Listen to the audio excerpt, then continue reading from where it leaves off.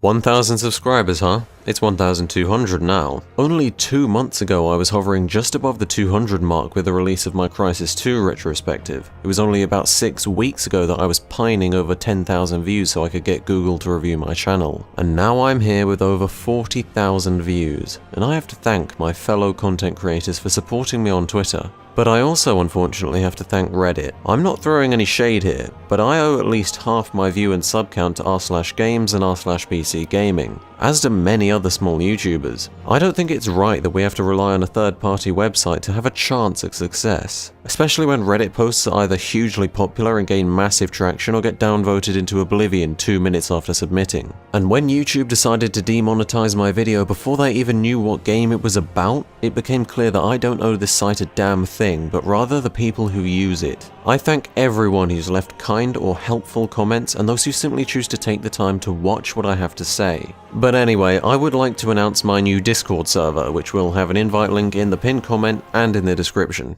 If you have any experience with Joseph Anderson or Shammy's Discord server, you'll know what to expect here. I'll be active on it as much as I can, but I'm not just going to leave you with that though. This is a special, so it's going to be special. Maybe you'll think I'm special when you finish it. I don't even know what to tell you to expect from this, so just have fun. Imagine your life without entertainment. You get no books, no music, no TV, no video games.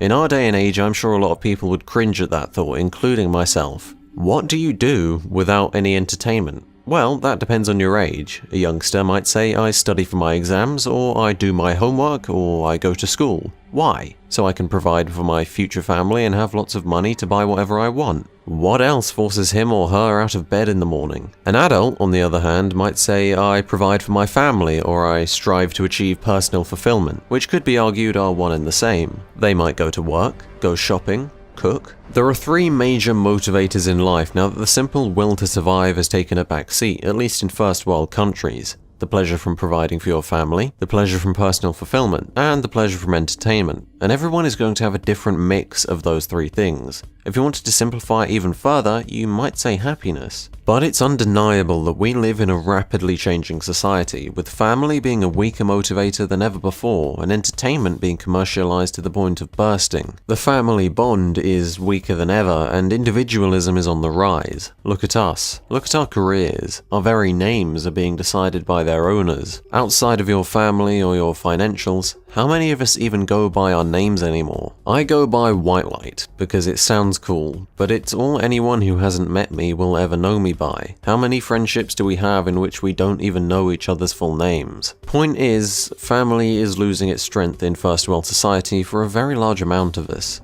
You can boil that down to whatever you'd like. It might not even be true for you. Regardless, it's becoming less of a motivator for the majority of people, and the other 2 factors are stronger than ever. People value themselves on followers, their favorite singer. People think they're inadequate simply because they didn't make it into university. And as these things become more and more important to us, so does their ease of use. Their need for any link to family seems to fade away. Family isn't gone, and it never will, but following the current trend, in however many years, what's a citizen living in a first world country got to get them out of bed? Probably not to provide for their children. Less likely than now to be for a relationship.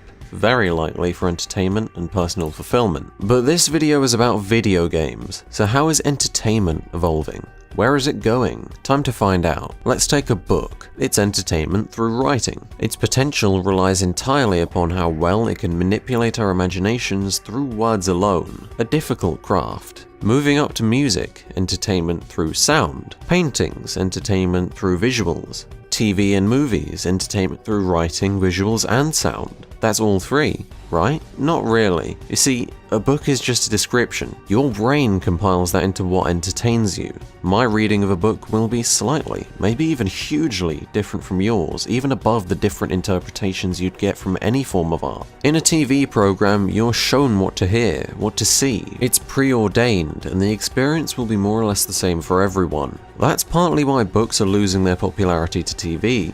TV is just easier to consume. And then there's video games, with interactivity, with visuals shown to us and audio played for us. but the sequence of events decided in part by us. We've regained the personal input only previously afforded to us by books. Sure, we're controlling our own personal stories instead of audio and visuals in stark contrast to books, but it doesn't have to stop there. Technology is advancing. The militaristic and scientific value of computing means it'll likely never stop. And when everyone can run Crysis, what's stopping your imagination from controlling visuals and sound? Even taste, smell, and touch? What's stopping AI and programming becoming so advanced that when you die and get a game over, the world just continues and you play as someone else? Where do we draw the line between a video game and a simulation? It's simple. A game's a game. If there's no win or lose state, it's a simulation. But those are just rules. In reality, the technology and type of entertainment is incredibly similar. A futuristic simulation will need a neural link, which I'd say we're at least a couple of decades away from, but it'll also need a physics engine. It'll need graphics. It'll need AI. And we can really start looking to the stars when we realize that in the future, we won't be using CryEngine or Unreal 4. We'll be using the laws of physics to code our engines. Legendary futurist Isaac Arthur, who has a YouTube channel by the way, has some incredible videos on the likely futures of mankind. And in order to understand just how big a stepping stone the leap from motion pictures to video games are, we have to know where humanity is going. If you'd like to learn the maths and science behind everything I'm about to say, I'll have a channel link in the description. It's currently 2017. The Earth's climate, both political and meteorological, is volatile. Question 1. Have we advanced far enough to be able to survive major changes in the Earth's climate? If yes, we just need to not blow ourselves up with nuclear weaponry and then we're in the clear. The biggest way to advance from there is to build self-replicating robots. If we can program machines to mine asteroids and then build structures from them, we can get to work on a Dyson swarm. A vast array of solar panels organized around the sun to absorb a percentage of its energy. With that, we can colonize other stars, the entire galaxy even. We may decide to travel to other galaxies, but I think Mass Effect Andromeda has shown us why that's not a very good idea. And in reality, it's ultimately pointless since dark energy will separate all galaxies for eternity. With enough time, the only universe we'll ever know is the Milkdromeda galaxy, and the only evidence we'll ever have that anything ever existed but that will be ancient history. The universe is getting bigger, but our universe is getting smaller. And that's okay. As the universe ages, it gets colder. The colder the universe, the lower the cost of computing. It could eventually get so cold that you could run Witcher 3 with hairworks on for the kinetic energy of a single atom, or the electrically stored minds of an entire civilization from the decaying radiation of a dead white dwarf star. And there's no better way of doing that than with a Matrioshka brain. Named after the Russian Matrioshka dolls, it's a simple concept. One layer surrounds the dead or dying star, totally encompassing it. The energy expelled from that star is used to run an unimaginable amount of simulations, giving the newfound computing cost. But all computers put out waste energy. The next level absorbs the waste energy of the first layer, and then the third, and then the fourth. There can only be so many layers, but there'll be enough to host so many processes that the universe could run its course 1 billion times over in a single simulation and not put a dent in the brain's power. And all of that could run in the Hawking radiation of a black hole and last for so long that the 14 billion years the universe has been around for would look like a grain of sand on every beach on every planet we can see. Just imagine how many lives one of those brains could host. That's the endgame of humanity. That's the endgame of life as we know it. In a simulation. In a technology only distinguishable from video games based on its rules. Where do you think the tech for those sims will come from? Where do you think the ideas will come from? What do you think will inspire the creators of those digital worlds? The closest thing we've got to living in another world is virtual reality, and that came out last year. The breach into interactive entertainment through visuals, sounds, and writing made in 1950 might not have just been the start of video games,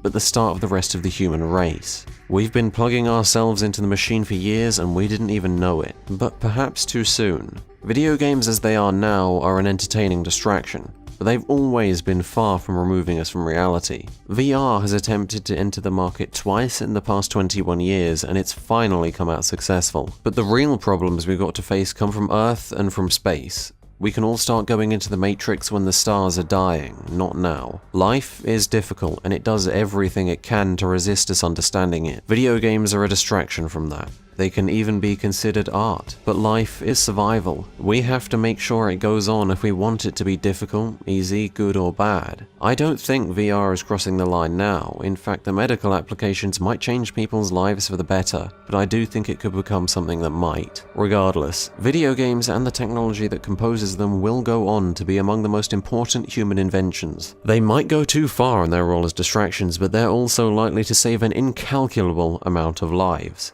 Yeah, pretty cool. How's that for a 1000 sub special?